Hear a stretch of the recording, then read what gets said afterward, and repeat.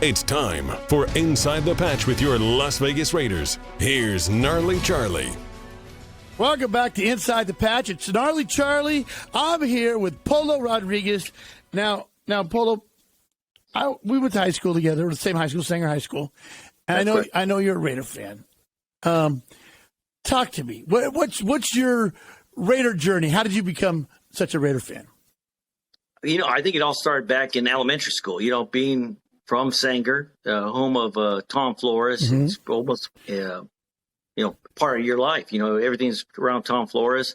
So back then we used to have the Sanger Raider connection, and that's where we could kind of, we'd see our adults or the parents go to the games, and we played at Tom Flores Stadium. That's it.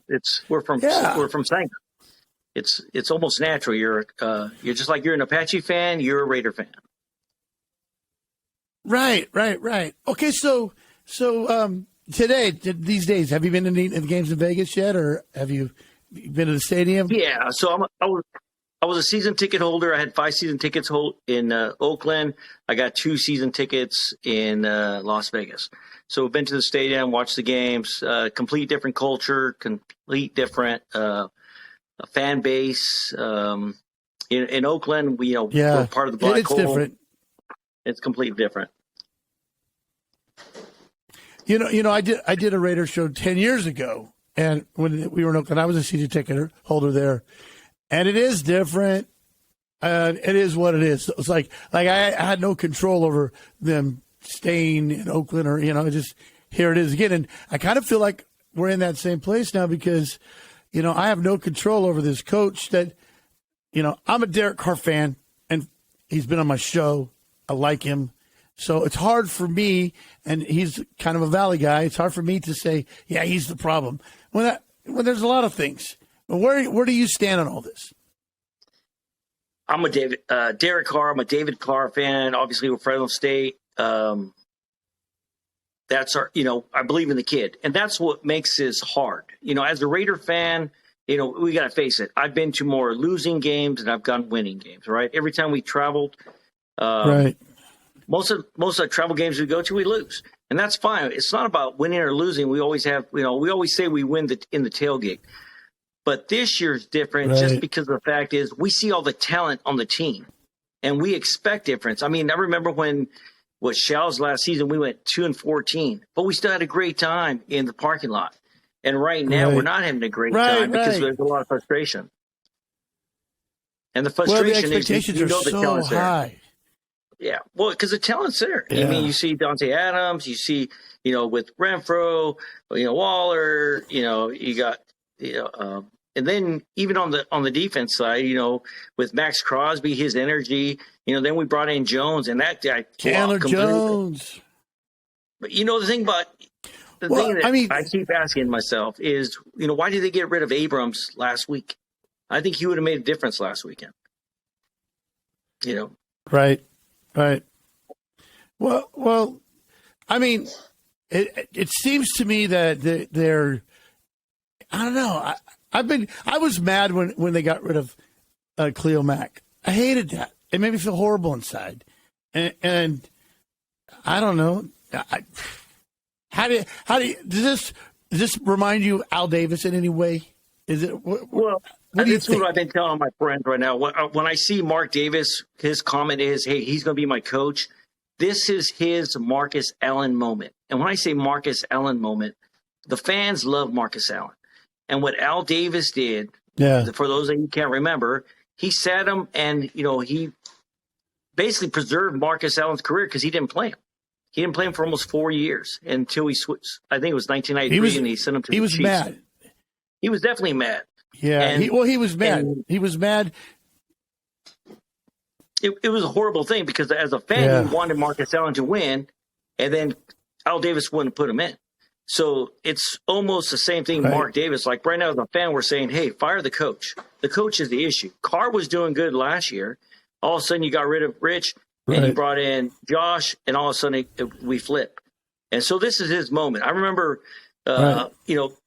back in the day, as a fan, you were pissed. You were like, hey, you were the day we played KC and Marcus Allen beat us. It hurt because the fact is we knew Marcus was a great guy, and he's a good human, and Al Davis benched him. And now I feel like I know Mark Davis is benching out too. Right, I have that feeling too. I know that Marcus Allen is now kind of back in the fold, and him and Josh Jacobs are friends, and there's some good there. But I'm having a hard time with the whole season. I'm just like going, man. I feel like, okay, Josh McDaniels has a 4-year contract, I guess is what the rumor is. So Mark is not going to get rid of him. Even though he could. I don't think he's going to. I really don't. And so I guess because we have such high expectations, it hurts more. Well, it does. And it's a frustration because we see the talent on the team. To me, all week, well, if you get rid of Daniels, who are you going to bring in? And I'm like, everybody's got to understand these kids have been playing football since kindergarten. They know how to play football. What they need is leadership. We have great leadership inside the Raider organization. You got Tim Brown, you got Howie Long, you can bring in Seawood for defense. We've got Rich Gannon. We have the experts in the Raider family. I mean, any of those guys, if the Colts got a center that was a coach in high school, came in and out-coached us, I'm sure we can get Tim Brown, Rich Gannon. We have the leadership in the alumni to come in and do better than Josh is doing. And those guys, I talked to a lot of alumni, and they're not happy. Yeah. They're embarrassed with what's happening right now. Well, maybe Jeff Saturday's got a brother. I mean, I don't know. It's like, come on. Yeah. They got to do something. It's not the way we want it to be. Something has to happen. And I feel like the team's lost in a way. But Al Davis is not. He's not helping out by the stands that he's taken is, it's going back to the Al Davis with Marcus Allen. It's the same thing. It repeats itself. It's the fans are demanding, hey, put Marcus in. Nope. And we're saying, hey, change the coach. And no. So. All right, moving forward, are we going to beat the Broncos this week? We have to beat the Broncos this week. And because the fact is that, we beat them earlier. We have a good shot. I know the team right now is probably as frustrated as we are. And I know last week, I know it was almost a repeat of Oakland's last game. Remember when the fans just started throwing everything? A lot of that stuff was happening last week in Vegas with the frustration of the fans. And you got to look at it. It's frustration because they see the talent and they expect better. So I'm hoping this week with Dante Adams, his stuff, the emotional car at the conference last week, and I'm hoping that's going to be enough to say, hey, let's go in there. And I believe down deep that last year, Rich talked to Carr and said, hey, you know what? At the end of the season, they're going to get rid of us. Let's just go out there and win some balls. And I'm hoping Carr plays that way now this weekend. I agree. And I like what you said, too, about, even when Art Shell was the coach and we weren't doing very well, you were still having fun. You were still engaged. And you know what? And I'm going to continue to do that, too. I'm a Raider fan. Like your hat says, Raider for life, baby. I'm all about that. Yeah. Hey, let's beat the Broncos, and then we'll go from there. Polo, thank you, man, for being on the show, dude. You're awesome. No problem, Charlie. It's good seeing you, man. Sanger bangers forever. Woo!